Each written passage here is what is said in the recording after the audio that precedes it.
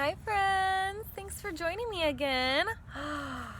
We're continuing to read from our book, Sunset of the Sabertooth. Magic Treehouse number 7. Today we're going to begin chapter 3, but let's remember what happened at the end of chapter 2. Do you remember? Jack and Annie think that they're in the cave of the giant cave bear. Chapter 3, Capítulo 3. Brr. It's on page 20, Página 20. Annie, whispered Jack. No answer. He put his book quietly into his pack. He stepped deeper into the cave. Annie, he said a little louder. Jack stepped on the bones. The wet dog smell grew stronger. He kept going, deeper into the smelly blackness. He ran into something.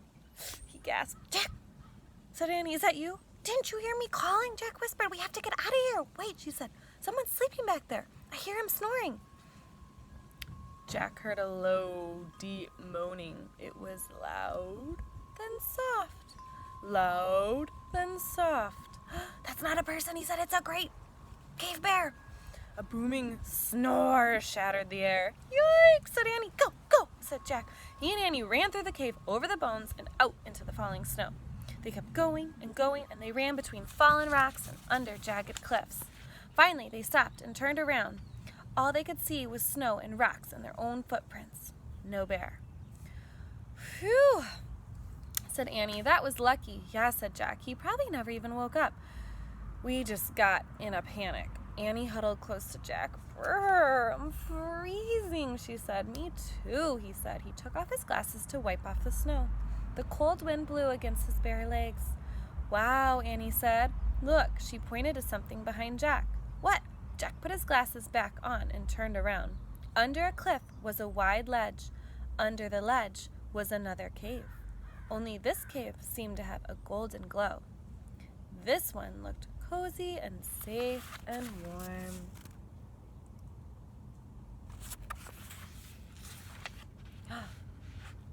Chapter 4, Capítulo 4. Cave Kids, page 24, Página 24. Jack and Annie crept to the cave and peeked inside. A small flame danced from a bed of glowing coals. Near the fire were knives, axes, and hollowed-out stones. Animal skins were neatly stacked against the wall. People must live here, said Annie. Maybe it's the home of the Cro-Magnons we saw, said Jack, looking around. Let's go inside and get warm, said Annie. Jack and Annie moved quickly to the fire and warmed their hands. Their shadows danced on the stone walls. Jack pulled out his Ice Age book. He found a picture of a cave.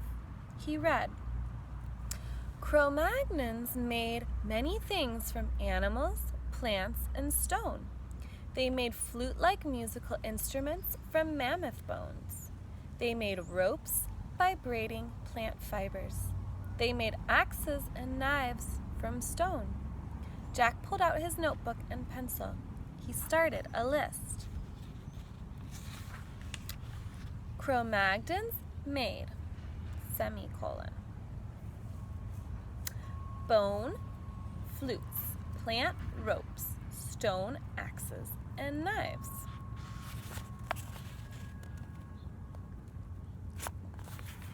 Ta-da, said Annie. Jack looked up. Annie was wearing a coat.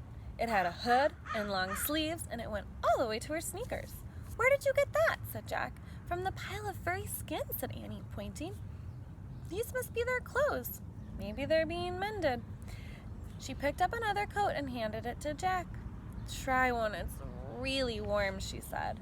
Jack put his backpack and towel down on the hard dirt floor. He slipped on the coat.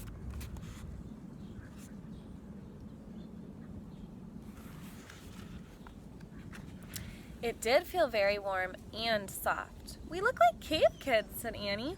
Squeak! Peanut peeked out of Jack's pack lying on the floor. You stay in there. There's no teeny coat for you. Peanut vanished back into the pack. I wonder how they made these coats, said Jack. He turned the pages in the book until he found a picture of Cro-Magnon women sewing. He read, Cro-Magnons scraped reindeer skins with flint rocks to make them soft. They used bone needles to sew the skins together for clothing. Jack added to his list, reindeer skin clothes. I hope the cave people won't mind if we borrow their coats, said Jack. Maybe we should give them our towels to thank them? Good idea. Oh, and my goggles too, said Annie. They left their gifts on top of the rest of the animal skins. Let's explore the cave before they come home, said Jack.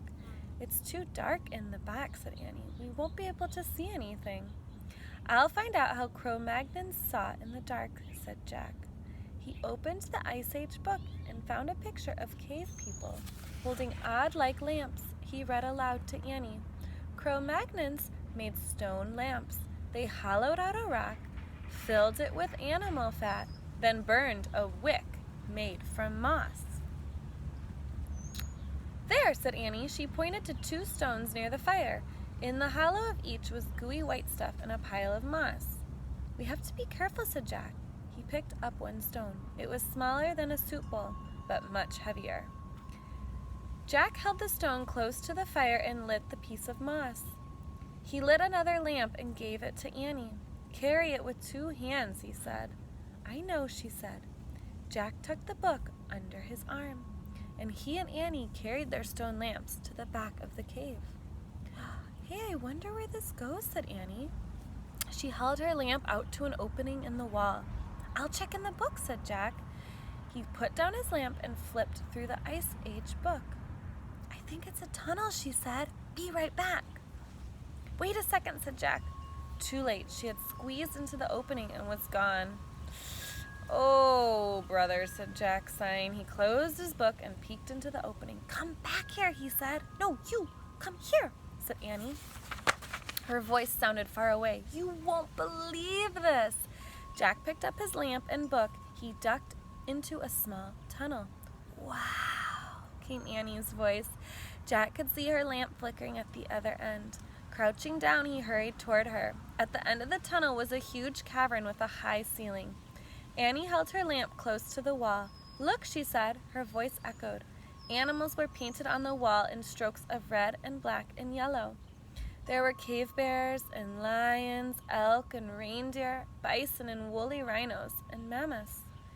In the flickering light, the prehistoric beasts looked alive. And that's the end of chapter 4, friends. We'll continue reading in the next video. Thanks for joining me.